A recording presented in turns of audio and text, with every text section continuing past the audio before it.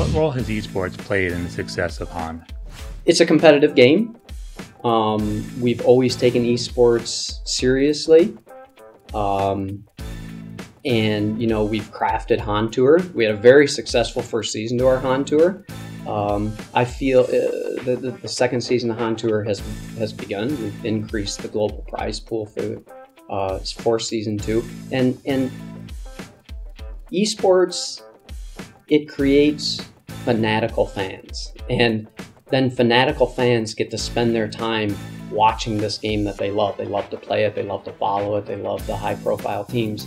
And it's our belief that it is through following esports and being involved, not just in the scene as a player, but as a spectator, that gets you watching it, interacting with it, talking to your friends about it, and it creates a longer-term commitment to the game and increases the potential that by being fanatics that they will draw more people to the game. So we find that esports is an important part to our strategy for acquiring new players and keeping our existing players. And even in Strife, we plan to use a very similar platform to offering esports for that title as well. Did you guys design both of these games specifically so that esports would be part of them? It's in the back of our mind in every decision that we make. It's not that we're looking to say that it absolutely has to be involved in esports, but the fact that it has to be able to be viable for esports, and that we're going to prime the pump for the esports to give it as much viability as possible. So to answer that question as simply as possible, yes. When it comes to Strife, what opportunities do you see specifically for esports given the more accessible gameplay that you were just referring to earlier? I often like to use the similarities of basketball as a sport. Now it's funny you ask about esports, but when we look at Han, when we look at Strife, to us it is just a sport. You know, it is a game that is played. There are teams that are made up of individuals. There's a rule set. There is a court, so to speak. There is a map. When you look at the rules of basketball, right? If I were to lay out the rules of basketball to somebody who thinks that hardcore means complexity, right? And that in order for it to be a sport, does it have to have a complexity? Well, if you looked at the rules of basketball, you would say, well, this is kind of simple. I mean, it's a court. There's very few rules. You dribble a ball.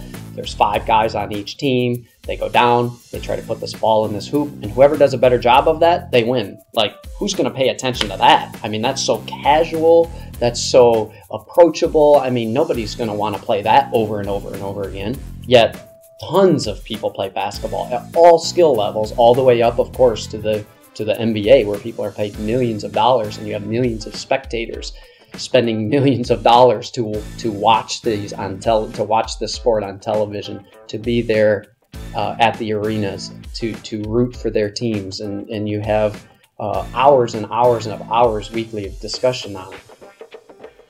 That we feel that applies to both Han and that applies to both Strife. And the fact is that, if anything, what we expect to see is higher viewership within Strife, simply because there's going to be more people who get and understand what Strife is as a sport. One, because it'll be slightly easier to understand some of the nuances of it. You don't have to have this extremely deep, detailed understanding of how the game operates.